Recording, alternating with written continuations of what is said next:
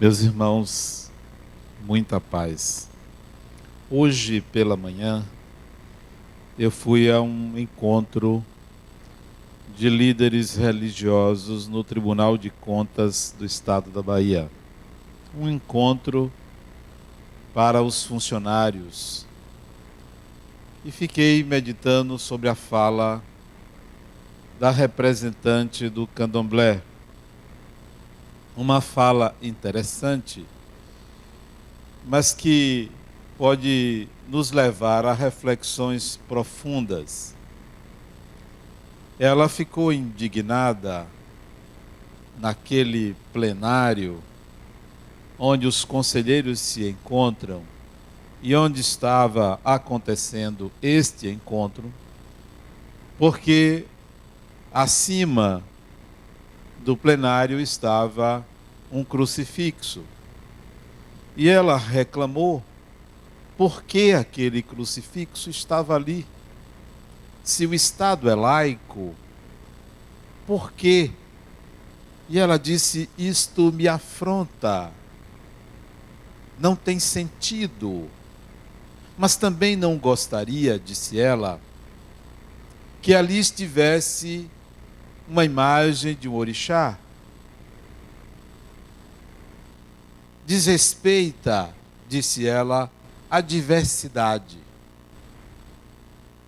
E arrematou, dizendo: eu não posso esquecer que foi com esta mesma cruz que meus ancestrais foram escravizados.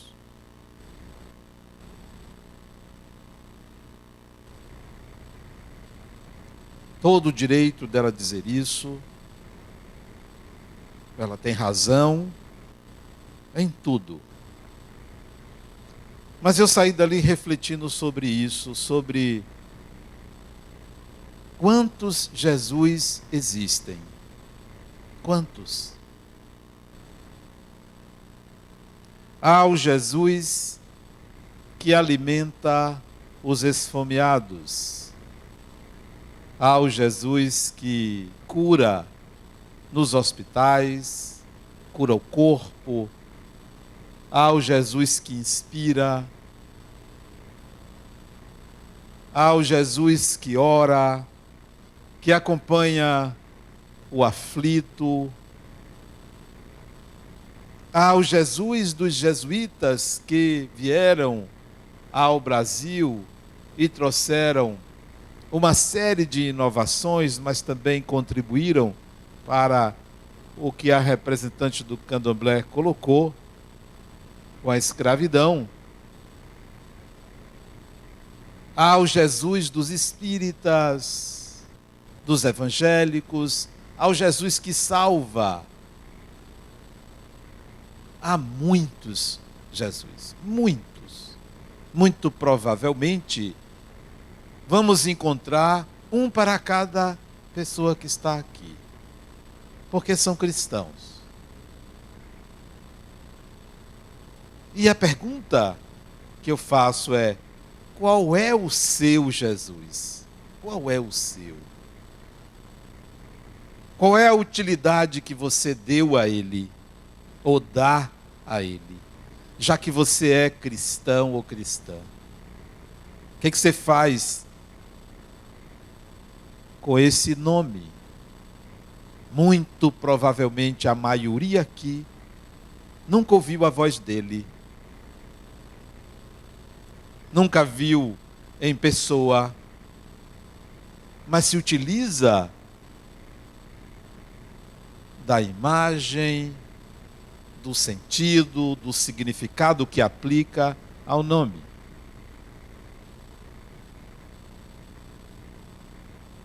Lembrei-me também, quando saí lá do tribunal hoje de manhã, de uma mensagem, de um conto psicografado por Francisco Cândido Xavier, chamado Natal de Sabina. Um conto interessantíssimo. Uma mulher maltrapilha, doente, homeless, talvez, em época de Natal, ela vê a cidade toda colorida, mesa farta, famílias reunidas, alegria, presentes, tudo muito bonito. E ela ali, num beco escuro de uma rua, sem nada, sem ninguém, e chama por Jesus. E para a surpresa dela, ele lhe aparece nos estertores da sua morte. Ela desencarna e em pleno Natal, onde todos comemoram, Jesus lhe aparece e lhe acolhe no mundo espiritual. A história é mais ou menos assim. Esse é o Jesus de Sabina. Talvez em plena festa, em família, num apartamento, numa casa luxuosa, mesa farta, presentes caros, e você distribui aquilo e faz uma oração agradecendo a Jesus, e ele recebe da mesma forma a sua oração. Esse é o seu Jesus. Há um para cada pessoa. E passei a tarde hoje pensando na fala da representante do Candomblé, e nesses muitos Jesus, e me lembrei de como eu me utilizei pela primeira vez do nome Jesus. Vocês podem até achar engraçado, mas me foi muito útil, muito útil.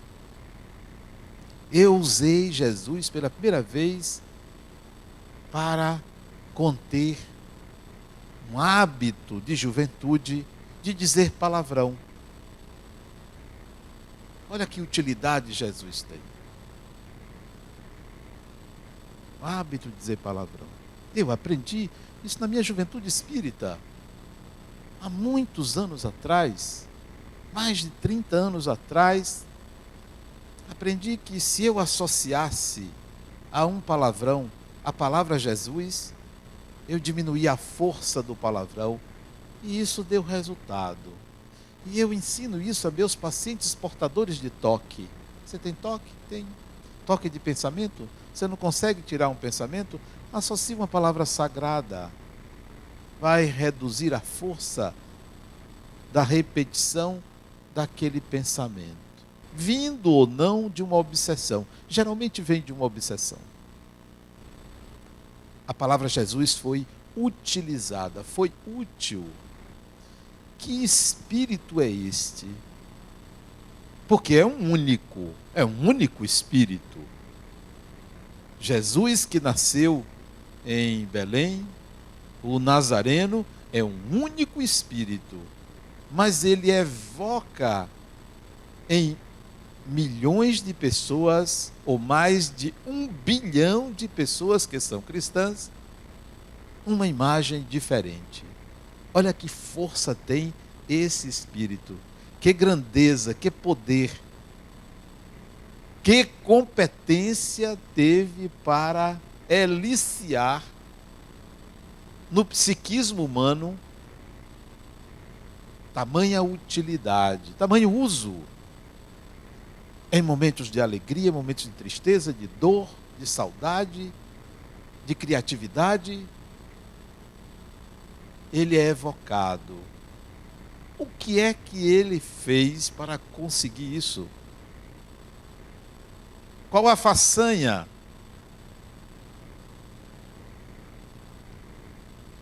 E ouvindo hoje a fala do Rabino, o Rabino é aquele, ainda bem que ele não está aqui, posso falar, né? A gente gosta de falar quando as pessoas estão ausentes, né?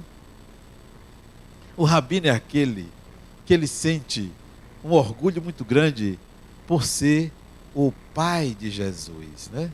Jesus era judeu, então os judeus se orgulham do filho que deram à humanidade, né? Deram esse filho. Então é um orgulho muito grande. Não são cristãos, mas é um orgulho muito grande. Os judeus têm um orgulho saudável, né? De terem produzido, dado oportunidade da humanidade receber aquele espírito, né? Foi entre os judeus, ele escolheu nascer entre os judeus, poderia nascer entre qualquer povo, mas ele escolheu nascer entre os judeus. Então os judeus nos deram esse legado, né? Eles são pais da cristandade, né? São os nossos pais, nós que somos cristãos.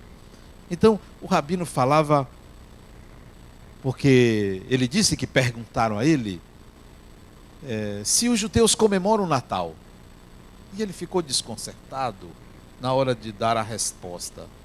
Compreensível o desconcerto dele. Por que ele ficou desconcertado?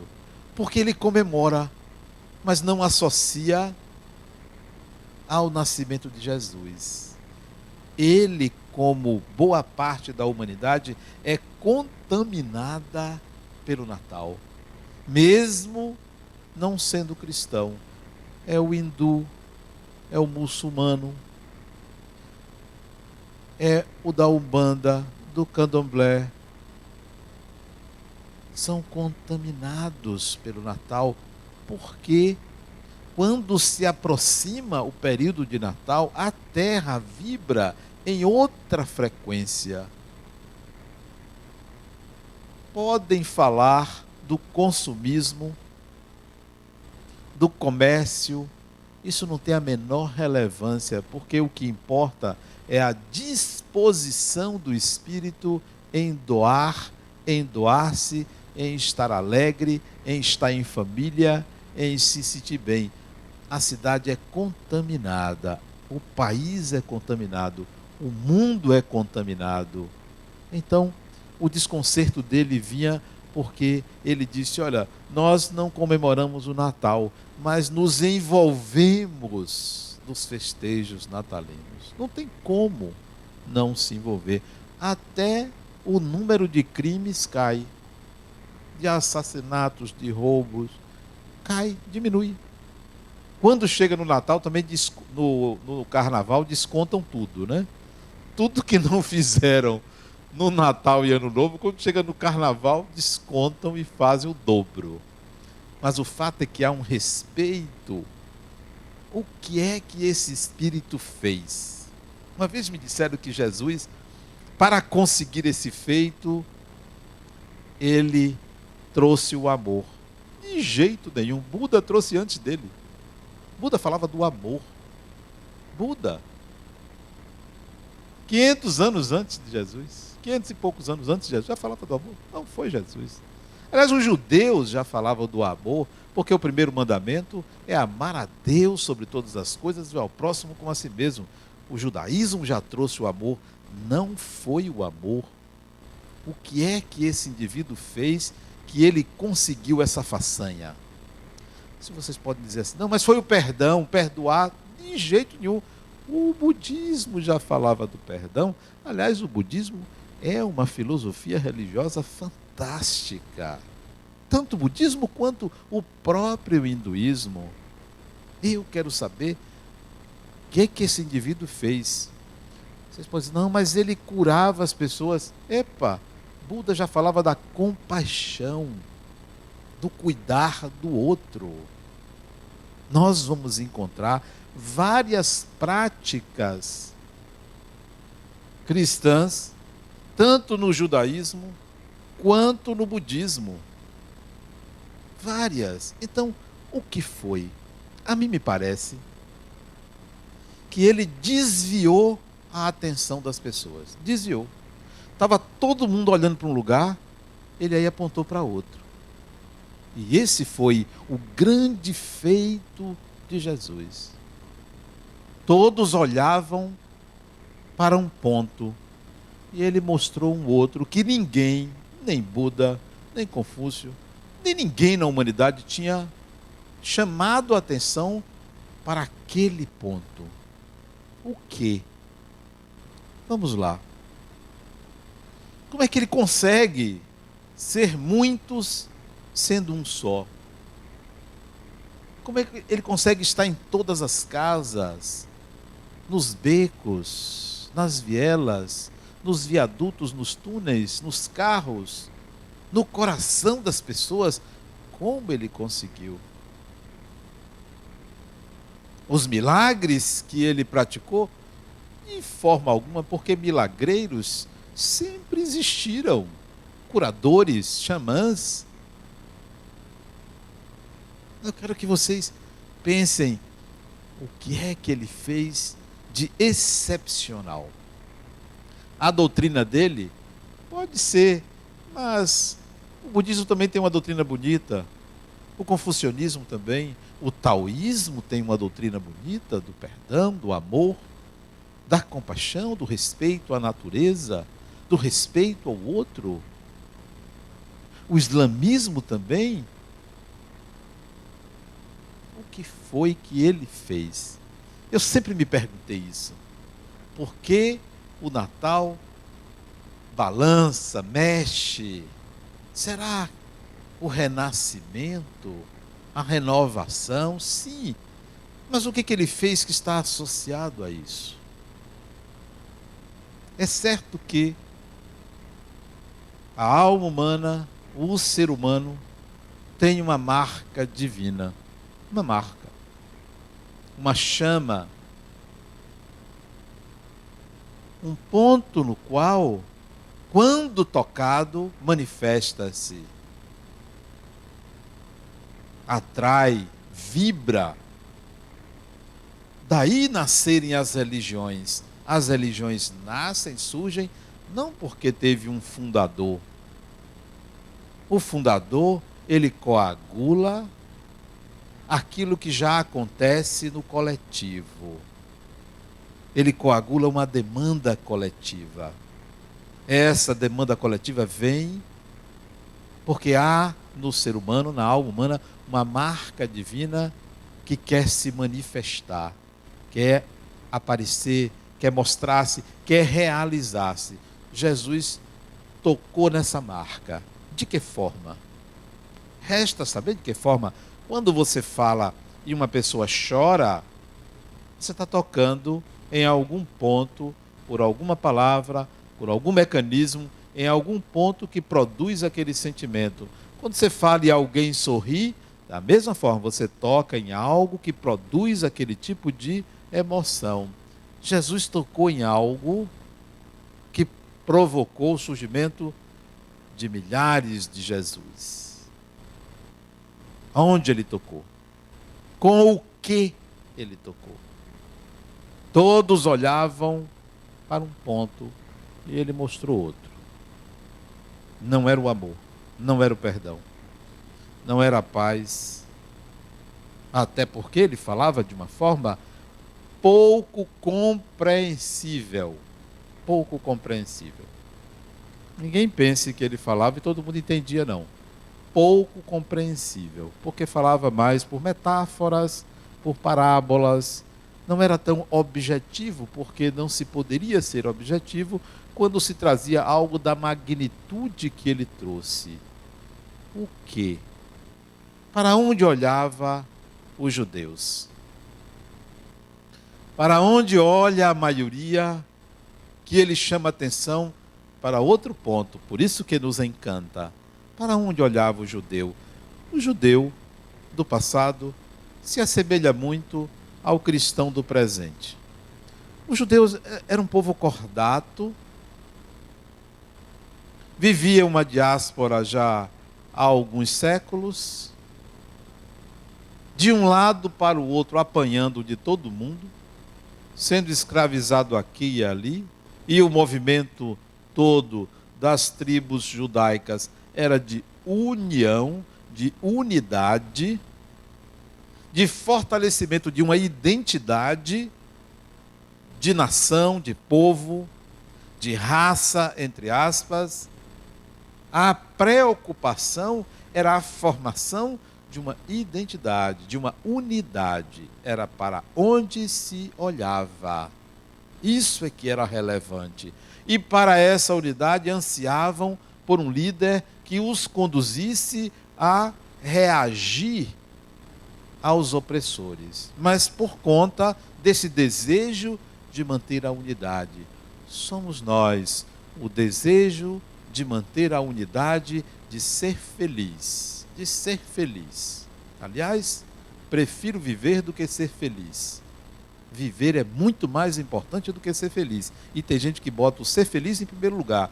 Viver é mais importante, porque ser feliz pode ser apenas um ideal, um arquétipo.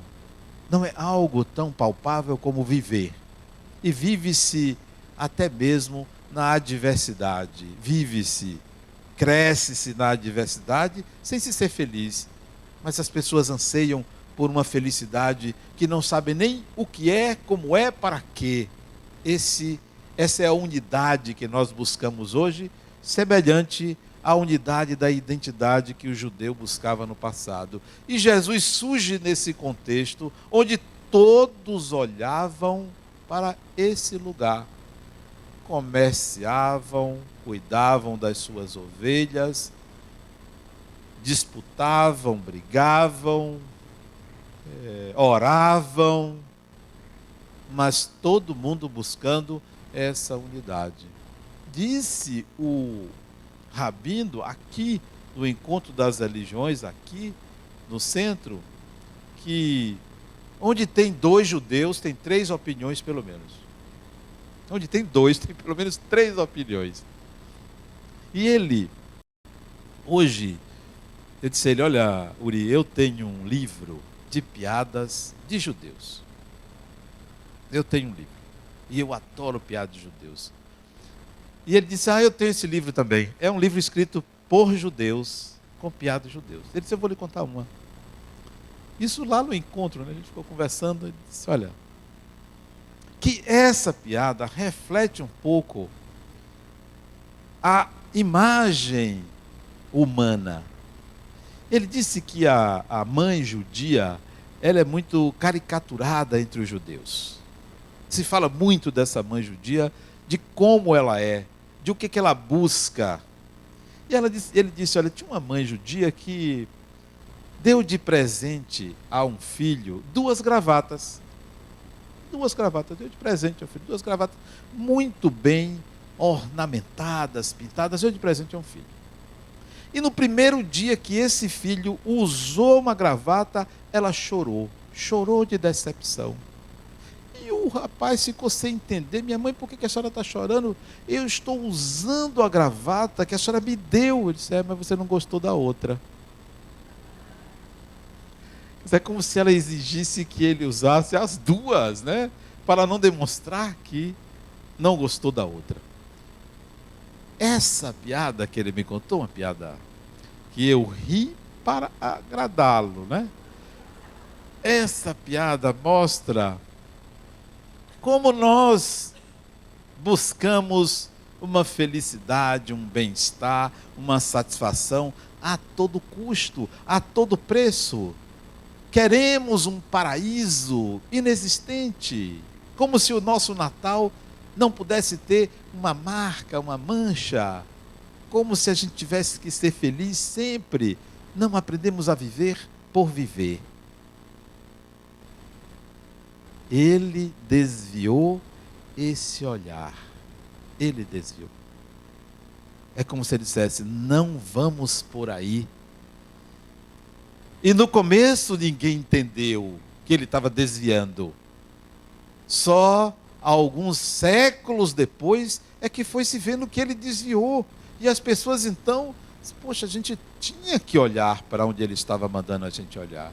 E começaram a olhar. Começaram a olhar, vieram as guerras, o poder, tudo porque ele disse, não é por aí, é por aqui. Enquanto queriam a unidade, não viam a diversidade, não respeitavam a diversidade. Enquanto quisermos que todos sejam iguais, nós não vamos respeitar a unidade da pessoa humana, do ser humano, daquela pessoa. Porque vamos exigir de todo mundo que todo mundo tenha um mesmo padrão, uma mesma maneira de ser. Vamos desrespeitar a pessoa. E Jesus disse: não, olhem a pessoa, propondo algo diferente. Que eu vou dizer o que é. Quanto mais observarmos a raça humana, a igualdade de todos, deixamos de ver a diferença de cada um, que merece respeito. O Natal é o Natal das diferenças. Das diferenças. Não, não somos iguais, somos diferentes. E precisamos enxergar o outro como diferente. Não é menor, não é maior e não é igual, é diferente. Somos diferentes. A igualdade está na origem e talvez no destino, mas não no momento presente. Nós somos diferentes. O Natal, para mim, evoca a diversidade de seres humanos, a diversidade das pessoas, o respeito a cada um, a cada pessoa. Isto ele pregou, por isso ele tocou. E o que ele disse diferente para mim, que você não encontra em nenhuma filosofia, em nenhuma religião. Foi a primeira fala dele. Vocês se lembram da primeira fala de Jesus? Vocês devem ler o Evangelho, o Novo Testamento. Ele começou pregando. A pregação dele começou com uma frase. Qual foi a frase dele? Ele disse assim, mais ou menos assim: arrependei-vos, porque é chegado o reino dos céus. Isto é, olhe para outro lado. Arrependei-vos é algo mais ou menos assim: reflitam, meditem, pensem, avaliem, porque é chegado o reino dos céus. Não vamos olhar para aquele lado, vamos olhar para esse lado. E quando cada ser humano passou a olhar o reino dos céus, foi uma guerra só. Aí começou o problema. Problema esse que estava abaixo da superfície, ninguém via. É como jogar a poeira debaixo do tapete. Busca-se uma unidade sem se respeitar a diversidade. E ele propunha: é chegado o reino dos céus. O reino dos céus quer dizer algo mais ou menos assim: olha, você, em você, tem uma divindade. E que é diferente da divindade do outro. Esse é o reino dos céus. É essa a diferença. E quando percebida a diferença, vem o conflito. E vem o conflito para que haja respeito, noção de alteridade, estabelecimento do amor. Porque não pensem que se pode amar e se conhecer o que é o amor quando se diz que ama a todos. Só se conhece o amor quando você amar uma pessoa. Uma pessoa. É preciso sentir. Não é algo racional. Ah, eu amo todo mundo. Será que você sente isso? E você só pode sentir amar todas as pessoas se você já sentiu o que é amar outra pessoa. E não é fácil, e não é simples, porque tem a alteridade, porque tem o reino dos céus de cada um. Ele mudou, ele desviou a atenção da humanidade para o reino dos céus. Arrependei-vos, porque é chegado o reino dos céus. Ele começou a pregar assim. Ele não começou a pregar falando do amor, do perdão, nem curando as pessoas, arrependei-vos porque é chegado o reino dos céus, como se ele fosse o arauto do reino dos céus. Aí ele tocou todo mundo, porque ele tocou na marca divina em cada espírito. Em cada espírito. Por isso que contamina. Você não tem como fugir de algo que pulsa dentro de você, que vibra dentro de você, e ele tocou. Ele tocou, não foi outro espírito. Ninguém mais tocou na alma humana. Não surgiu ninguém. A ponto de um Gandhi dizer, Gandhi, que era hindu, o que é que tem de novo na humanidade? O Sermão da Montanha. Palavras de Gandhi, Sermão da Montanha. Todos. Yogananda escreveu sobre Jesus, falando da segunda vinda de Jesus, porque e o Jesus interno, Yogananda falava. É preciso que você, agora, consciente de que ele descortina em você o reino dos céus, descobri-lo, realizá-lo, fazer alguma coisa, porque não mais é possível continuar numa crença num Jesus mítico que não toque a sua alma, que seja evocado apenas para atender a necessidades imediatas, que seja evocado para curar aqui, curar ali. As curas que Jesus fez é mero detalhe da proposta transformadora que ele se dispôs a oferecer a quem o escutasse. E é isso que a gente deve considerar. É esse reino dos céus, é essa maravilha que existe dentro da alma humana, do coração humano, que está ali a marca divina que a gente deve fazer brotar, aparecer, representar, surgir para melhor ser identificado. Enquanto não fizermos isso, vamos buscar o Jesus que salva. Muitos querem o Jesus que salva. O que acode, o que resolve, o que alimenta, o que dá, o cobertor, o que cura uma ferida, o que resolve uma aflição. Todos eles são representações das necessidades humanas. Todos eles. Cada um vai buscar o Jesus que necessita. Eu fui buscar um que curava do palavrão na época de jovem. Cada um vai buscar o seu. Eu poderia ter buscado aquele que respondia às minhas questões. Eu podia ter buscado aquele que curasse.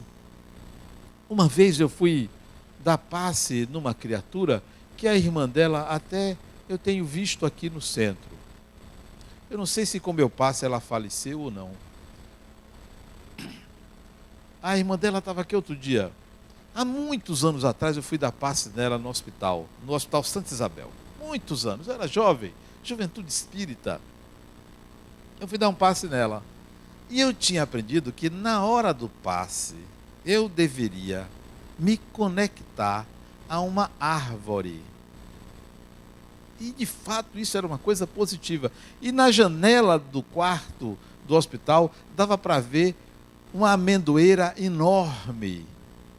E eu ali me concentrei, me liguei na amendoeira para como que captar os fluidos daquele vegetal, daquela árvore, da natureza, para encaminhar para aquela pessoa doente.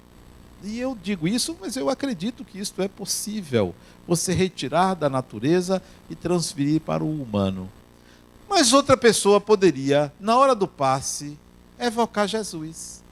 Mas eu evoquei as forças vivas da natureza. Veja, cada um usa o instrumento que acredita, que acha eficaz. Cada um usa o Jesus da forma que quer, quando quer. Mas é um único. E para mim, aquele único ser humano, judeu, ele soube tocar esse ponto que é mostrar a todo mundo que há um reino dos céus, que não é o céu Porque para o católico descobrir que não tem um céu, ele ainda vai passar mais alguns milênios para descobrir que não tem um céu, que tem um reino dos céus dentro de cada ser humano, na intimidade da alma humana. Mas até lá, ainda vai ansiar por um lugar adiante, por um lugar de remanso, por um lugar de conforto, por uma colônia espiritual. Ainda vai ansiar por isso, como se a questão fosse o lugar. A questão é você. A questão está em você. Eu hoje vim aqui de tarde e encontrei uma mocinha, não sei se ela está aí, que ela disse que encostou nela um espírito. E aí mudou os hábitos dela. Esse espírito, que gostava de tomar umas, encostou nela e para sair foi difícil. Foi difícil, precisou vir aqui participar de algumas desobsessões para o espírito ir embora. E assim acontece. Acontece, cada um atrai seu semelhante. E ela disse que atraiu porque ela tomou uma. Acho eu que ela se excedeu e atraiu alguém que gostava de beber. Do outro lado, não vende bebida, parece que tem alguma proibição, não vende bebida. Procura quem bebe para encostar e retirar o prazer que a pessoa sente. Pois bem, isto que se dá com ela é porque nós nos conectamos, nós nos vinculamos, como gosta a minha revisora. Ela não gosta que eu fale de conexão, ela gosta sempre que eu diga vincular. Nós nos conectamos, nós nos vinculamos àquilo que nos falta, àquilo que nos falta. E aí vem a proposta de Jesus, o reino dos céus. Olha o reino dos céus, perceba, materialize esse reino dos céus, porque o que lhe falta abunda na sua intimidade, existe em abundância na sua intimidade. Então, plasme, materialize, realize, configure o seu reino dos céus. E essa garota, ela resolveu fazer isso, ela resolveu enfrentar a si mesma, porque quando a gente enfrenta essas nossas faltas, nós descobrimos um solo fértil de realização. Mas se a gente anseia por algo que está fora de nós, se a gente quer aquela unidade, ou observar como se todo mundo tivesse que ter o mesmo comportamento, nós vamos estar colocando panos quentes, nós vamos estar maquiando a realidade. Olhe para cada pessoa e veja uma individualidade, uma singularidade. Aproveite este Natal para fazer o diferente. Não mais o Natal que junta iguais, mas o Natal que mostra as diferenças para serem respeitadas. Achei a fala da representante do Candomblé muito coerente. Mas eu me perguntei assim, eu tiraria o crucifixo dali por uma questão racional? Ou eu deixaria ali até que aqueles que fazem a justiça, ou que pregam, ou que trabalham para o bem-estar coletivo, mudassem e percebessem que Jesus não precisa ficar numa cruz, que este crucificado já não atende mais à necessidade humana de encontrar o reino dos céus, porque o crucificado corresponde àquele que se identifica com a dor, com o sofrimento. Será que o ser humano precisa se identificar ou continuar se identificando com o sofrimento ou com a dor? Ou seria melhor colocar uma imagem de alguém andando, trabalhando, sorrindo, realizando, para que evocasse no ser humano esse comportamento, essa ideia? porque o reino dos céus dele não era um reino de lamentação. Arrependei-vos, porque é chegado o reino dos céus, quer dizer, algo diferente. Por isso que ele evocou tantos Jesus. Me lembro de um Jesus Amish. Vocês já ouviram falar dos Amishes, né? Eles têm uma vida ligada à natureza. Eles não se envolvem com a civilização. Eles têm uma comunidade particular. E eu fiquei me perguntando qual era o Jesus dos Amishes. Qual era o Jesus? E percebi que o Jesus deles é aquele mesmo que saía de porta em porta pregando o arrependimento, mas que provocava àquela época, como nos Amishes, um recolhimento e isolamento. Não, esse não é o Jesus que para mim ele quis evocar ou eliciar em nós. Para mim ele quis que o ser humano se visse como legítimo representante do divino. Cada um. A mais alta representação do divino é você. Não sou só eu, não. É você, é cada um. A mais alta representação, por pior que possa ser o ser humano. Mas é a mais alta representação, porque em cada um está lá o reino dos céus. Todos olhavam para um canto e ele apontou outro. Olha o reino dos céus em você. O reino dos céus é como... E aí ele falou uma série de parábolas para fazer com que a gente enxergasse esse reino dos céus.